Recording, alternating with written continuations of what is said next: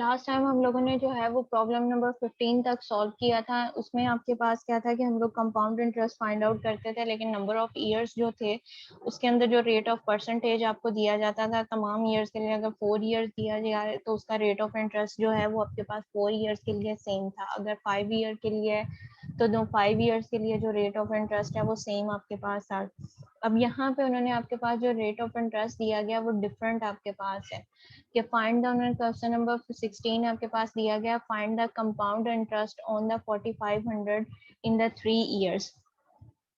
Number of years जो दिए गए हैं वो आपके पास 3 ईयर्स दिए गए हैं और जो टोटल अमाउंट आपको दी गई है वो 4500 दी गई है। रेट ऑफ इंटरेस्ट जो है वो आपके पास क्या 4% है फॉर द फर्स्ट ईयर, 5% है for the second year and the 6% for the third years. कि आपके पास जो उन्होंने rate total number of years जो दिए गए हैं वो आपके पास 3 ईयर्स दिए गए हैं और तीनों साल के लिए जो उसका रेट ऑफ इंटरेस्ट है वो आपके पास डिफरेंट दिया गया है।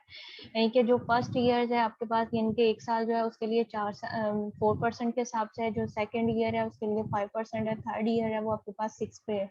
टोटल टाइम पीरियड भी जो दिया गया है वो 3 साल दिया गया और तीनों साल की जो परसेंटेज है यानी कि रेट ऑफ इंटरेस्ट जो दिया गया वो डिफरेंट आपके पास दिया गया। और जो रेट ऑफ इंटरेस्ट दिया गया है वो आपके पास कंप्लीट 1 ईयर्स के लिए दिया गया है। ये रेट ऑफ इंटरेस्ट जो है ये आपके पास वेरी भी कर सकता है कि आपके पास जो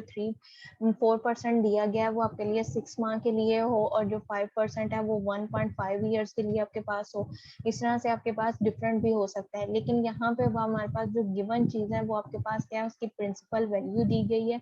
प्रिंसिपल वैल्यू जो आपके पास दी गई है वो 4500 रुपीज़ दिया गया और रेट ऑफ इंटरेस्ट जो है वो 4500 रुपीज के ऊपर जो फर्स्ट ईयर है यानी कि पहले साल के अंदर 1 साल का जो रेट ऑफ इंटरेस्ट उन्होंने फिक्स किया है वो हमारे पास क्या 4% के हिसाब से है। सेकेंड ईयर जो उसने रेट ऑफ इंटरेस्ट फिक्स किया है वो हमारे पास 5% है। थर्ड ईयर जो रेट ऑफ इंटरेस्ट फिक्स किया है 6 ईयर। अब जो ये 4% उसने रेट ऑफ इंटरेस्ट फिक्स किया है वो कितने साल के लिए, वो 1 साल के लिए आपके पास है। यानी कि उसमें ड्यूरेशन जो है 4% का जो ड्यूरेशन हमारे पास दिया गया है वो हमारे पास क्या है 1 ईयर है। तो N1 जो होगा वो आपके पास किसके इक्वल आ जाएगा 1 के लिए। इसी तरह से जो रेट ऑफ इंटरेस्ट 5% है वो आपके पास क्या है सेकेंड ईयर यानी कि जो उसका दूसरा साल शुरू होगा उसमें आपके पास दिया गया और वो भी आपके लिए क्या कितनी देर के लिए उसके जो ड्यूरेशन 5% का फिक्स किया गया है वो भी आपके पास क्या 1 ईयर। तो N2 जो है वो आपके पास किसके इक्वल हो जाएगा 1 के इक्वल है। इसी तरह से सिमिलरली जो आपके पास थर्ड ईयर है उसका रेट ऑफ इंटरेस्ट 6% दिया गया है और जो 6% है वो भी आपके लिए कितने साल के लिए फिक्स है 1 साल के लिए। तो N3 जो है वो आपके पास किसके इक्वल आ जाएगा 1। अगर तमाम ईयर 3 साल के लिए जो है वो आपके पास रेट ऑफ इंटरेस्ट सेम होता है यानी कि 4 या 5 या 3 कुछ भी आपके पास होता 3 ईयर्स के लिए तो वो यहाँ पे सिंपल आपके पास n लिखा जाना था। लेकिन यहाँ पे आपके पास क्या है कि हर साल के लिए जो उसका रेट ऑफ इंटरेस्ट है वो डिफरेंट है। तो उसको जो फर्स्ट ईयर का रेट ऑफ इंटरेस्ट है उसको R1 से डिनोट किया गया, जो सेकंड ईयर का रेट ऑफ इंटरेस्ट है उसको R2 से दिया गया और जो थर्ड ईयर का वो R3 से दिया गया। इसी तरह से जब आपके पास R1 R2 R3 हो जाएंगे तो जो उसका नंबर ऑफ ईयर्स हैं वो भी आपके पास किसमें चेंज हो जाएंगे N1 N2 N3 में आपके पास आ जाएगा। अब इसका हमने जो है वो कंपाउंड इंटरेस्ट जो है वो आपने फाइंड आउट करना है। तो जो आपके पास अमाउंट का फार्मूला होता है वो आपके पास क्या होता है सिंपल कंपाउंड इंटरेस्ट का फार्मूला जो है वो आपके पास capital I is equal to capital P into 1 plus R की पावर N माइनस 1 के इक्वल आपके पास दिया जाता है। तो यहाँ पे जब हमने कंपाउंड इंटरेस्ट का फार्मूला जो है उसको अमाउंट के फार्मूले के साथ रिप्लेस करते हैं तो हमारे पास जो अमाउंट का फार्मूला बनता है वो आपके पास क्या आता है A is equal to P into 1 plus R की पावर N आपके पास आता है। तो यहाँ पे हमारे पास जो आपके पास रेट ऑफ इंटरेस्ट दिया गया वो R1 R2 R3 दिया गया और नंबर ऑफ ईयर्स भी जो हैं वो आपके पास क्या है N1 N2 N3 दिए गए हैं। उस हिसाब से अब हमने जो अमाउंट का फार्मूला आपके पास लिखा जाएगा उसमें P जो प्रिंसिपल वैल्यू है वो तो आपके पास क्या है तीनों साल के लिए जो है वो आपके पास कॉमन है।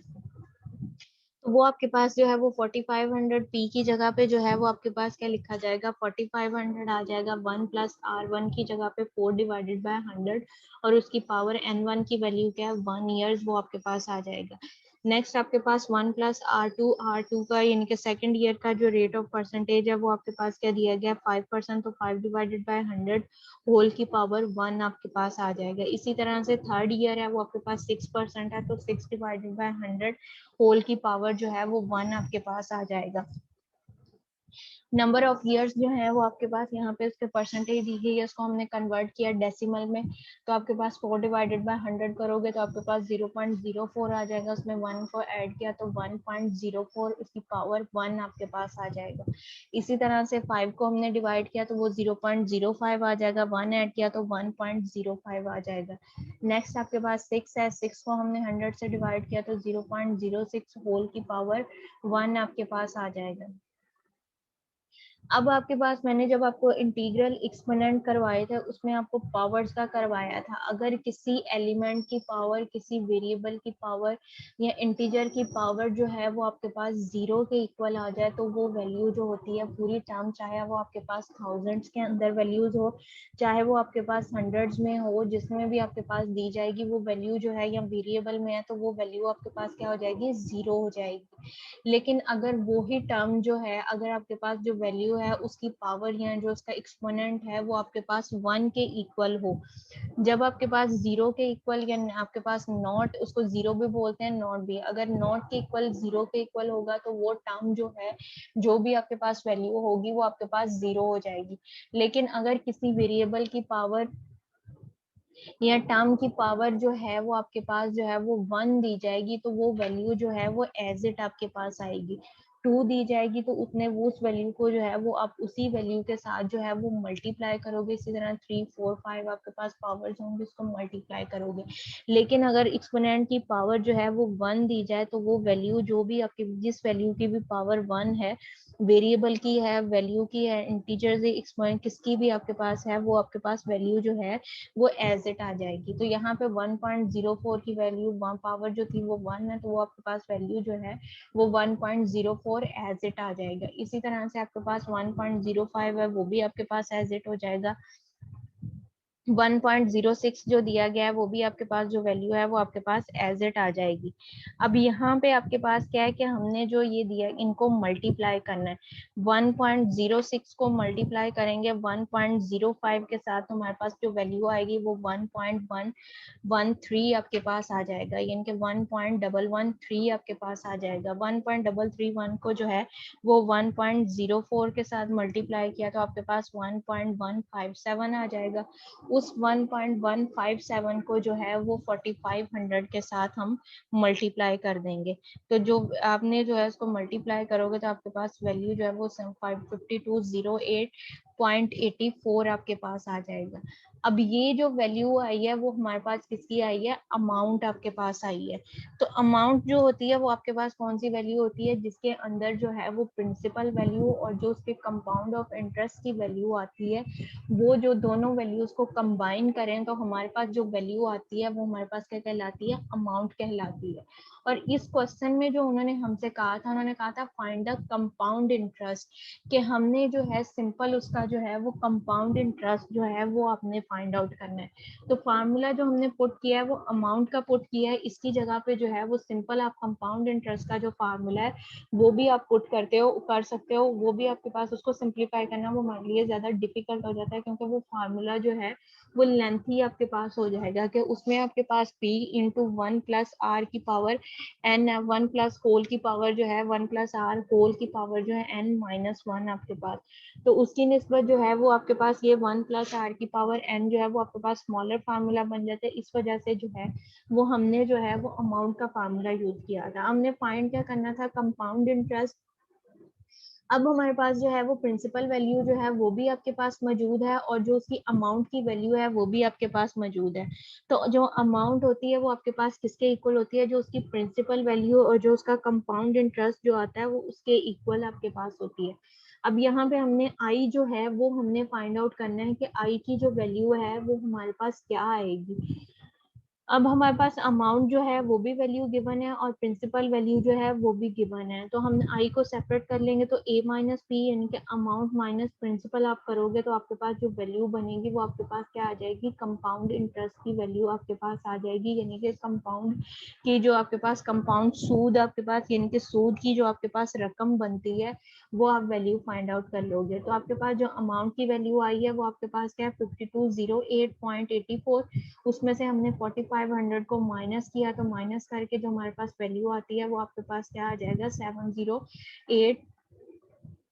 708.84 आपके पास वैल्यू आती है। तो 708.84 जो है वो आपके पास क्या है, उसका कंपाउंड इंटरेस्ट है 3 साल के अंदर। अगर उसका रेट ऑफ इंटरेस्ट जो है वो हर साल जो है वो डिफरेंट दिया जाए तो उसका जो कंपाउंड ऑफ इंटरेस्ट आपके पास 3 साल के अंदर 4500 का आता है, वो आपके पास 708 पॉइंट आपके पास 84 आता है। यहाँ पे जो है वो अमाउंट की जगह पे हमने जो फार्मूले पुट किए हैं इसकी जगह पे आप जो है यानी कि 1+r1 उसकी पावर n है, 1+r2 होल की पावर 2 है, 1+r की पावर 3 एन उसकी पावर 3 है। तो यहाँ पे जो है वो आप इसका फार्मूला जो है कंपाउंड इंटरेस्ट का फार्मूला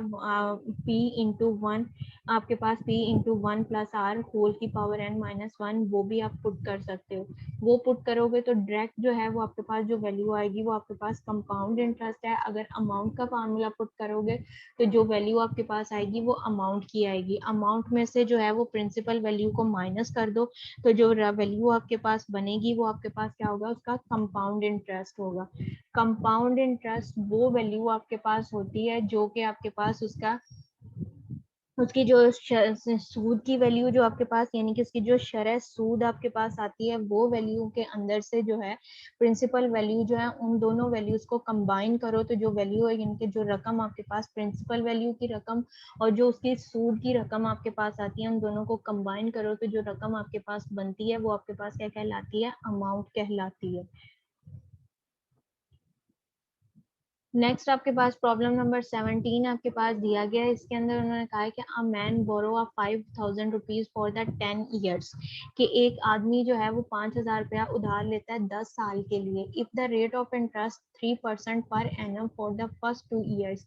कि पहले 2 साल के अंदर जो उसका रेट ऑफ इंटरेस्ट है वो 3% के हिसाब से है, जो नेक्स्ट आपके पास 3 ईयर्स दिए गए हैं उसमें 3.5% के हिसाब से है, उससे नेक्स्ट जो दिए गए हैं वो 4% के हिसाब से, यानी कि रिमेनिंग आपके पास क्या है 2 और 3 ईयर्स यूज हो गए यानी कि 5 ईयर्स यूज हो गए, रिमेनिंग जो है वो 5 ईयर्स आपके पास बचते हैं। ठीक है, उन 5 ईयर्स का जो रेट ऑफ इंटरेस्ट है वो हमारे पास क्या है 4% आपके पास दिया गया है। यहाँ पे उसने क्या किया है कि आपके पास इसका रेट ऑफ इंटरेस्ट जो है हर साल टोटल जो रकम है वो आपके पास 500 रुपीज दिया गया है,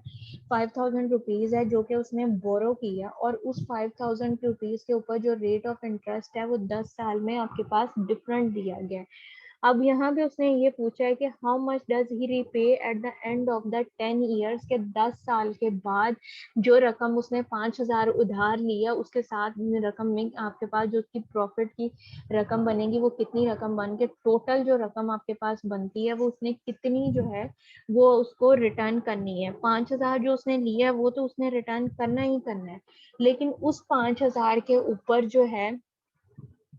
कितनी यानी कि सूद की रकम आपके पास बनेगी जो कि 10 साल के अंदर आपके पास उसके 10 साल के अंदर कितनी सूद की रकम बनेगी जो कि उसने कंबाइन करके उसको 5000 के अंदर उसको जमा करके उसने 10 साल के बाद जो है वो रिटर्न करनी है, वो हमने फाइंड आउट करना है कि वो आपके पास कितनी आपके पास वो रकम बनेगी। टोटल रकम जो उसने उधार ली है वो आपके पास क्या 5000 रुपया उसने उधार लिया और कितने साल के लिए दिए, 10 साल के लिए उसने लिया। 10 साल के बाद यही 5000 जो है वो उसने कितने इसके अंदर कितने पैसे जो हैं वो आपके पास ऐड हो जाएंगे, तो उसने उसके हिसाब से उसके रेट ऑफ इंटरेस्ट जो हमें दिए गए हैं उस रेट ऑफ इंटरेस्ट के हिसाब से उसका सूद का जो पैसा है वो कितना पैसा बनेगा जो कि उसने 10 साल के बाद जो है वो रिटर्न करना है। वो जो रकम आपके पास रिटर्न की रकम बनती है वो हमने जो है वो फाइंड आउट करनी है कि वो टोटल रकम 5000 और उसमें जो है वो प्रॉफिट यानी कि प्लस करके जो यानी कि अमाउंट बनेगी। अदर वर्ड्स आप ये कह सकते हो कि जो अमाउंट बनती है, क्योंकि उसने रिटर्न तो वो ही करनी है कि जो उसका सूद बनता है वो भी उसने रिटर्न करना है, और जो उसकी ओरिजिनल वैल्यू जो उसने जितनी बोरो की थी यानी कि प्रिंसिपल वैल्यू जो उसने ली थी वो तो उसने वापस करनी, उसके ऊपर उसने कितना जो है यानी कि वो सूद जो है वो वापस करना है, यानी कि दूसरे पर्सन ने जिसने 5,000 रुपया उधार दिया है उसको कितना प्रॉफिट होगा उस 5,000 को देने में, उसने वो कितना जो है वो उसका रिटर्न जो है वो आपके पास उसको लेगा, वो हमने फाइंड आउट करना है कि वो हमारे पास कितने पैसे बनते हैं।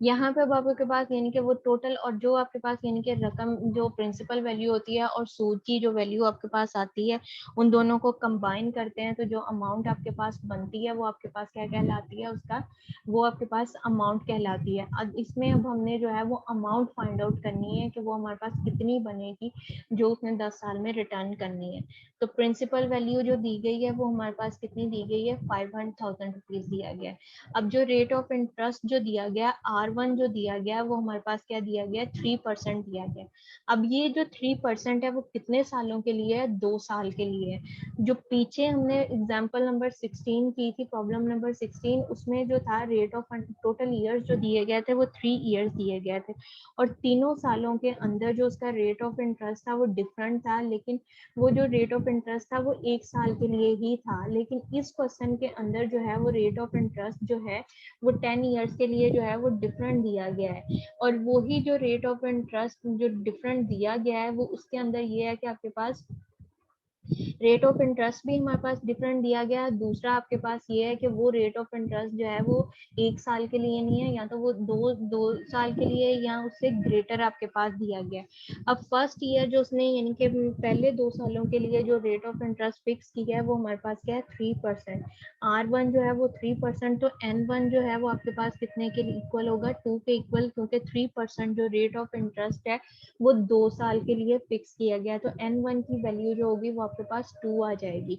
इसी तरह से सेकंड आपके पास रेट ऑफ इंटरेस्ट जो सेकंड ईयर यानी कि आपके पास अगले सालों के लिए वो हमारे पास क्या है, 3.5 के हिसाब से है, यानी कि R2 जो दिया गया है वो आपके पास क्या है, 3.5% के हिसाब से उसका रेट ऑफ इंटरेस्ट दिया गया है। और वो जो 3.5% के हिसाब से उसका रेट ऑफ इंटरेस्ट दिया गया है वो आपके पास कितने परसेंट के दिया गया है, 3 रुपीज, यानी कि कितने सालों के लिए, वो 3 सालों के लिए, यानी कि 3.5% जो रेट ऑफ इंटरेस्ट है R2 जो है वो आपके पास कितने सालों के लिए, 3 सालों के लिए। तो N2 की वैल्यू जो है वो आपके पास क्या आ जाएगी, 3 आ जाएगी। इसी तरह से नेक्स्ट आपके पास है रेट ऑफ इंटरेस्ट 3%, 4%, R3 की वैल्यू है और वो आपके पास कितने सालों के लिए, 5 सालों के लिए दिया गया है। फाइंड जो है वो हमने क्या करना है, अमाउंट की जो वैल्यू दी गई है वो हमने फाइंड आउट करनी है कि अमाउंट आपके पास क्या आएगी। तो P की वैल्यू हमारे पास जो है वो हमारे पास क्या दिया गया है, 5,000 इंटू आपके पास, अब इसका फार्मूला आपके पास क्या होता है, 1 प्लस R की पावर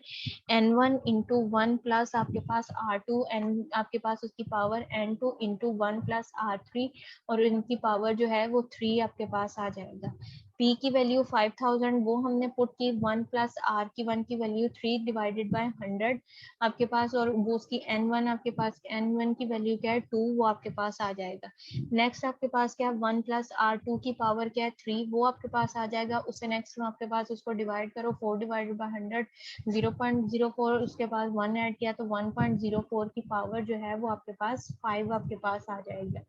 अब हमने क्या करना है, इसकी पावर जो आपके पास दी गई है इसको हमने सिंप्लीफाई करना है।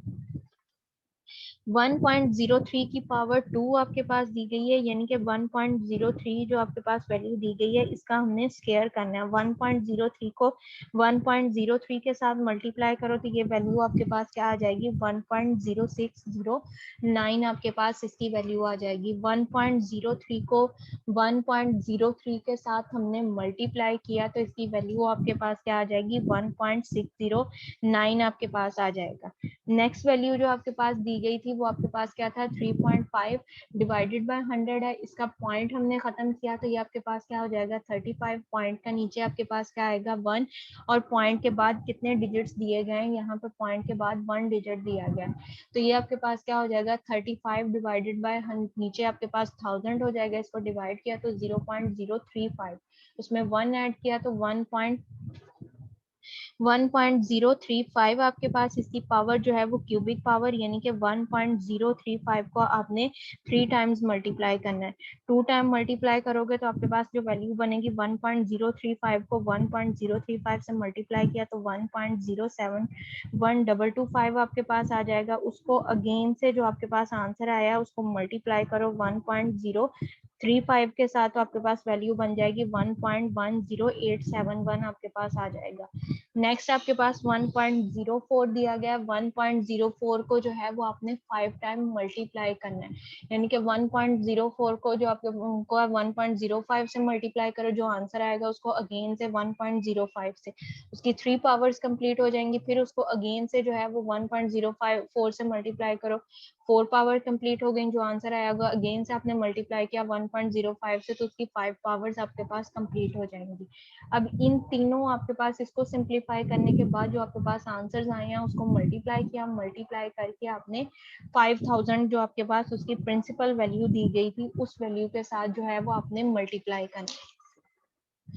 5000 के साथ जब आपने मल्टीप्लाई किया तो इसमें जो अमाउंट की वैल्यू आपके पास आई है वो आपके पास क्या है 7156 रुपीज आपके पास आए हैं।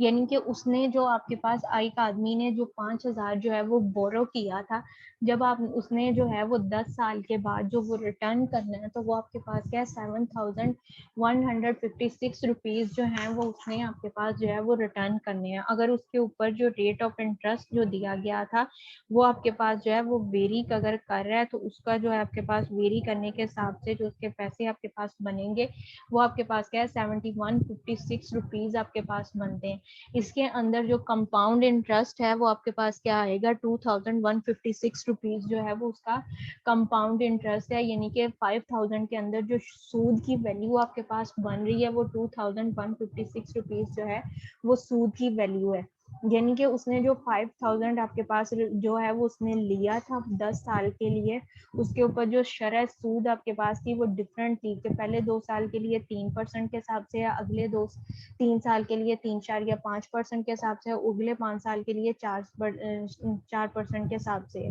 तो वो परसेंटेज के हिसाब से जो उसकी शरह सूद बनती है वो 21 आपके पास 2156 रुपीज बनते हैं। यानी कि वो उसने जो रिटर्न 10 साल के बाद जो टोटल अमाउंट उसने रिटर्न करनी है वो आपके पास क्या 5000 की बजाय उसने 7156 रुपीज जो है वो उसने 10 साल के बाद जो है वो उसको रिटर्न करना है।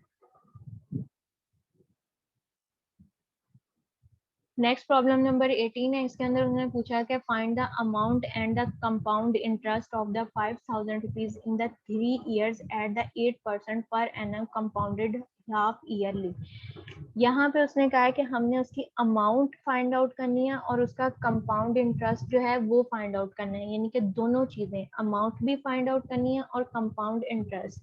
प्रिंसिपल वैल्यू हमें दे दी गई है, इस प्रिंसिपल वैल्यू के अंदर जो है वो कंपाउंड इंटरेस्ट उसका यानी कि 3 ईयर्स में 8% के हिसाब से आपके पास कितना आएगा अगर वो कंपाउंडेड हाफ ईयरली हो। जब मैंने आपको कंपाउंड इंटरेस्ट की डेफिनेशन करवाई थी उसके नीचे आपको एक ब्लॉक करवाया था, ब्लॉक के अंदर आपको उसकी कंडीशंस बताई थी। अगर आपके पास जो है वो बाई क्वार्टरली आपके पास बाई ईयरली आपके पास बाई एनुअली हो तो उसको जो भी आपके पास year number of rate of interest दिया जाएगा उसको 2 के साथ मल्टीप्लाई करोगे और जो उसका नंबर ऑफ ईयर्स दिए जाएंगे उसको 2 के साथ डिवाइड करोगे। लेकिन अगर आपके पास जो है वो सेमी सा हो जाएगा तो जो नंबर ऑफ ईयर्स दिए जाएंगे उसको आप 2 से मल्टीप्लाई करोगे और जो आपके पास उसका रेट ऑफ परसेंटेज दिया जाएगा उसको 2 से डिवाइड करोगे। इसी तरह से अगर आपके पास क्वार्टरली होगा तो जो नंबर ऑफ ईयर्स है वो 4 के साथ मल्टीप्लाई होगा और रेट ऑफ इंटरेस्ट 4 के साथ डिवाइड होगा। सो ऑन आपके पास जो है वो इसी तरह से था, आपके पास जो था वो ईयरली था, बाई ईयरली आपके पास बाई एनुअली दिया गया था, हाफ ईयरली सेमी यानी कि उसको दिया गया था, क्वार्टरली दिया गया था, मंथली दिया गया था, वीकली दिया गया था। अब यहाँ पे जो इस प्रॉब्लम के अंदर उन्होंने पूछा हुआ है, उन्होंने कहा कहा है कि फाइंड द अमाउंट, हमने उसकी अमाउंट फाइंड करनी है और कंपाउंड इंटरेस्ट फाइंड आउट करना है 5000 का 3 ईयर्स के अंदर। और रेट ऑफ परसेंटेज जो है वो 8% पर एनम दिया गया, और उन्होंने कंडीशन जो लगा दी गई है वो हमारे पास ये दी गई है कंपाउंडेडली हाफ ईयरली, यानी कि उसका जो कंपाउंड है वो हाफ ईयरली के हिसाब से है। तो यहाँ पे जो नंबर ऑफ ईयर्स हमें दिया गया है वो हमारे पास क्या होगा, उसको हमने जो है वो 2 के साथ मल्टीप्लाई कर देना है, और जो उसका रेट ऑफ इंटरेस्ट आपके पास दिया गया है उसको हमने 2 के साथ डिवाइड कर देना है। हाफ ईयरली है, 3 दिया गया है, 3 को 2 से मल्टीप्लाई किया तो वो आपके पास क्या हो जाएगा, 6 हो जाएगा। तो 6 आपके पास क्या बनता है, उसका हाफ ईयर आपके पास बन जाएगा। 6 अब जब आपके पास एन को अब 2 से 3 के नंबर ऑफ ईयर्स जो दिया गया उसको 2 से मल्टीप्लाई किया तो 6 आ गया। तो किसी भी साल का जो हाफ होता है वो आपके पास क्या बनता है, 6 मंथ बनते हैं। तो 6 आपके पास क्या हो जाएगा, हाफ ईयरली पीरियड हो जाएगा। इसी तरह से अब आप यहाँ पे जो है नंबर ऑफ ईयर्स जो है वो मल्टीप्लाई होगा और जो रेट ऑफ इंटरेस्ट है वो डिवाइड होगा। उसको 2 से मल्टीप्लाई किया तो रेट ऑफ इंटरेस्ट को जो है वो 2 के साथ हमने डिवाइड कर देना है। तो 4 डिवाइडेड बाय 2, तो रेट ऑफ इंटरेस्ट जो रह जाएगा वो आपके पास क्या हो जाएगा, 4% हो जाएगा। हाफ ईयरली पीरियड जो उसका रेट ऑफ इंटरेस्ट आएगा वो हमारे पास क्या हो जाएगा, 4% आ जाएगा। प्रिंसिपल वैल्यू क्या दी गई है, 5000। इसमें हमने क्या फाइंड आउट करना है, अमाउंट फाइंड आउट करनी है और उसका कंपाउंड इंटरेस्ट जो है वो हमने फाइंड आउट करना है। अब यहाँ पे a इज इक्वल टू, आपके पास अमाउंट का फार्मूला क्या होता है, a is equal to 1 plus R, उसकी पावर जो है वो n जो दिया गया है वो नंबर ऑफ ईयर्स आपके पास क्या हो गया, 6 है, और r जो है वो आपके पास क्या हो जाएगा, 4% के हिसाब से। तो 4 डिवाइडेड बाय 100 प्लस 1, तो 1.04 की पावर 6, और p की वैल्यू जो दी गई है वो 500 है। अब यहाँ पे आपकी अपनी चॉइस है कि आपने जो है वो 1.04 को 6 टाइम मल्टीप्लाई करके 5000 के साथ मल्टीप्लाई करना है, उसको सिंप्लीफाई करके अमाउंट निकालनी है, या अगर जब आपके पास यहाँ पे एक्सपोनेंट की पावर जो है वो आपके पास वेरिएबल दिया जाए या वो आपके पास ग्रेटर वैल्यू दी जाए तो उसको हम क्या करते हैं, एक्सपोनेंट को जो है वो कोफिशिएंट में चेंज कर देते हैं। तो एक्सपोनेंट को जो है वो कोफिशिएंट में चेंज करने के लिए हम क्या करेंगे, बोथ साइड पे जो है वो लॉग अप्लाई कर देंगे। यहाँ पे आपकी अपनी चॉइस है कि अमाउंट की वैल्यू जो है वो आपने फाइंड आउट करनी है। तो 1.04 जो आपके पास कांस्टेंट वैल्यू दी गई है, इसको 6 टाइम मल्टीप्लाई करके जो है वो सिंप्लीफाई कर लो। यहाँ आपके पास जब ये इसकी पावर जब n आ जाती है, यानी कि n आपके पास एक्सपोनेंट जो है वो आपके पास अननोन आ जाए, या आपके पास जो नंबर ऑफ ईयर r जो है वो आपके पास अननोन आ जाए, या उसके n नंबर ऑफ ईयर्स की वैल्यू जो है वो आपके पास ग्रेटर आ जाए, तो उसको रिजोल्व करने के लिए हम क्या करते हैं, जो एक्सपोनेंट आपके पास यानी कि पावर की वैल्यू जो होती है उसको हम कोफिशिएंट में चेंज कर लेते हैं। तो कोफिशिएंट में चेंज करने के लिए हम क्या करते हैं, बोथ साइड पे जो है उसका लॉग अप्लाई कर देते हैं। तो यहाँ पे भी हमारे पास क्या हो जाएगा, taking a log on the both side, log लिया 5000 का लॉग 3.6990 आ जाएगा, और यहाँ पे आपके पास क्या है 6 लॉग 1.04 का लॉग लोगे, जो वैल्यू आएगी उसको 6 के साथ मल्टीप्लाई कर दोगे। तो यहाँ पे इन दोनों वैल्यूज को कंबाइन किया तो हमारे पास जो आंसर बनेगा वो आपके पास क्या आ जाएगा, 3.801 आपके पास आ जाएगा। अब a की वैल्यू फाइंड करनी है, लॉग जो है वो a के साथ मल्टीप्लाई हो रहा है, दूसरी साइड पे जाएगा तो हमारे पास डिवाइड हो जाएगा, यानी कि लॉग का इनवर्स हो जाएगा। लॉग का इनवर्स बोलो या इसको जो है वो आप एंटी लॉग कह लो। 3.801 का जब आपने एंटी लॉग लिया है तो वो हमारे पास क्या हो जाएगा, 6324 आपके पास आ जाएगा। ये अब आपके पास क्या आ गई है, अमाउंट आ गई है, यानी कि टोटल आपके पास उसकी सूद के पैसे और जो उसकी प्रिंसिपल वैल्यू थी उसको कंबाइन करके जो आपके पास बनती है अमाउंट, वो आपके पास क्या हो जाएगा, 6324 रुपीज आपके पास आ जाता है। अब इसमें से हमने फाइंड आउट करना है कि अमाउंट ऑफ यानी कि उसकी इंटरेस्ट की अमाउंट क्या है, कंपाउंड इंटरेस्ट हमारे पास जो है वो कितना बनता है। तो हम क्या करेंगे, अमाउंट की वैल्यू और प्रिंसिपल वैल्यू को जो है वो माइनस कर दो, तो आपके पास यहाँ पे आ जाएगा 1324 रुपीज जो है वो उसका आपके पास क्या है, कंपाउंड इंटरेस्ट आपके पास आया है।